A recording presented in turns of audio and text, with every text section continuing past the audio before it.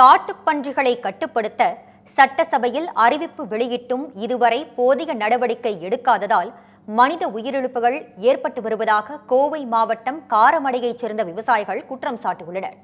இதுகுறித்து நமது செய்தியாளர் செந்தில்குமார் நடத்திய கலந்துரையாடலை தற்போது பார்க்கலாம்.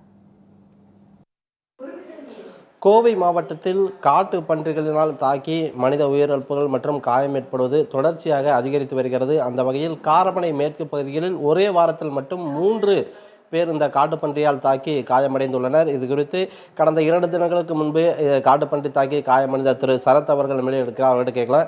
தம்பி வணக்கம், நீங்கள் எப்படி இந்த நிகழ்வு நடந்தது? என்ன மாதிரி காட்டுப்பன்றி உங்களை தாக்குச்சு? நான் பைக்கில் வந்துட்டு இருந்தேங்க. மொபைல் டிஸ்பிளே மாற்றிட்டு கனவப்பாளத்துலேருந்து தேக்கம்பட்டியிலேருந்து வந்துட்டு இருந்தேன். தேக்கம்பட்டியில் தான் வீடு. வந்துட்டு இருக்கும்போது பார்த்தீங்கன்னா சடனாக ஒரு பன்னி கிராஸ் ஆயிடுச்சு. நான் அதை பார்த்துட்டு நின்றுட்டேன். அடுத்து பார்த்தீங்கன்னா இன்னொரு பன்னி நான் 100 மீட்டர்லேயே பார்த்து நின்றுட்டேன். அடுத்து பார்த்தீங்கன்னா வண்டியை மூவ் பண்ணும்போது இன்னொரு பன்னி வந்து சடனாக பைக்லேயே மேலேயே விழுந்துருச்சு. விழுந்தோடனே நான் அப்படியே பைக்லேருந்து கீழே விழுந்துட்டேன். கீழே வந்த உடனே மாமாவுக்கு ஃபோன் பண்ணி கை தூக்க முடியலன்னு சொல்லி உடனே ஹாஸ்பிட்டலுக்கு போயிட்டோம். அங்கேருந்து பார்த்தீங்கன்னா உள்ளே ஃபஸ்ட் எய்டு பண்ணிவிட்டு எக்ஸ்ரே எடுக்கிறதுக்காக போய் கங்காவுக்கு போய் அட்மிட் பண்ணணும் அப்படின்னு சொல்லிட்டாங்க. இப்போ இந்த பிரச்சனையினால் வந்து உங்களுக்கு எவ்வளவு மருத்துவ செலவாகிருக்கு? இதனால் உங்களோட வாழ்வாதாரம் எவ்வளோ பாதிக்கப்பட்டிருக்கு? நான் வந்து பார்த்திங்கன்னா பிஸ்னஸ் பண்ணிகிட்ருக்கேன். இப்போ பார்த்திங்கன்னா 6 மாதம் வந்து டாக்டர் எங்கேயுமே போகக்கூடாது, பைக் ஓட்டக்கூடாது அப்படின்னு மாதிரிலாம் சொல்லிட்டாங்க. இப்போ பார்த்திங்கன்னா இப்போ எதுவுமே பண்ண முடியாத நிலமையில் இருக்கேங்க. மருத்துவ செலவு பார்த்திங்கன்னா சர்ஜரிக்கு பார்த்திங்கன்னா ஒரு எலும்பு உடஞ்சிருக்கு, மணிக்கட்டு விலகிருக்கு. இப்போ இதுக்கு பார்த்திங்கன்னா 1,40,000 ஆயிருக்குங்க. இப்போ தொடர்ச்சியாக வந்து காட்டு பன்றிகள்னால பிரச்சனை என்பது தொடர்ந்து அதிகரித்து வருது. அரசாங்கம் வந்து பார்த்திங்கன்னா இப்போ 2 மாதங்களுக்கு முன்னால் சட்டசபையில் சொல்லிச்சு. இதை வந்து சரியான முறையில் பின்பற்றிருக்காங்களா? அதுக்கான நடவடிக்கை எதுவும் எடுக்கப்பட்டிருக்கா? இப்போ சட்டசபையில் அமைச்சர் பொன்முடி சொல்லியிருக்கிறாங்க, 3 கிலோமீட்டருக்கு அப்பால் வந்து காட்டு பண்ணியை வனத்துறை சுட்டுக்கொள்வான்னு சொல்லியிருக்கிறாங்க. இது வந்து எல்லாமே இந்த தேக்கம்பட்டி எல்லாம் வந்து 3 கிலோமீட்டருக்குள்ளாலேயே இருக்குது. அப்போ 3 கிலோமீட்டர் அடிக்க சுட்டு கொள்ள மாட்டேன்னு சொல்கிறாங்க. அது காட்டு பண்ணி கொண்டு பிடிச்சி திரும்பி காட்டில் விடுவோம் அப்படின்னு சொல்கிறாங்க. இதெல்லாம் வந்து நடைமுறைக்கு சாத்தியமாக தெரியல.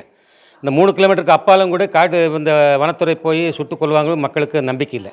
ஏன்னா ஏற்கனவே இந்த ஒரு சட்டம் வந்தபோது 5 வருஷத்துக்கு முன்னாலே 10 மாவட்டங்களில் சுட்டுக்கொள்ள அனுமதினு நீதிமன்றம் சொல்லிச்சு. ஆனால் அப்போ ஒரு காட்டு பண்ணி கூட சுட்டுக்கொள்ள. இப்பவும் ஒரு அறிவிப்பு பண்ணியிருக்கிறாங்க. இது எப்படி இருக்குங்க நடைமுறையில் இது வரைக்கும் ஒன்றும் பண்ணலவங்க. இது வந்து சந்தேகமாக தான் இருக்குது. அப்படி ஒரு சூழ்நிலை உருவாச்சுன்னா இனி மக்களே எல்லாம் திரண்டு இந்த காட்டுப்பண்ணி அடிக்க வேண்டிய சூழ்நிலை உருவாகும். ஏன்னா இல்லை விட்டோம்னா எல்லாம் பயந்துட்டு இருக்கிறாங்க. நைட்டில் இருசக்கர வாகனத்தில் போகிறதுக்கு பயந்துட்டு இருக்கிறாங்க. விவசாயம் பூரா ஒரு பக்கம் அழிஞ்சிட்டு இருக்குது. ஆகவே வந்து இதுக்கு ஒரு தீர்வு பண்ணியாகணும்.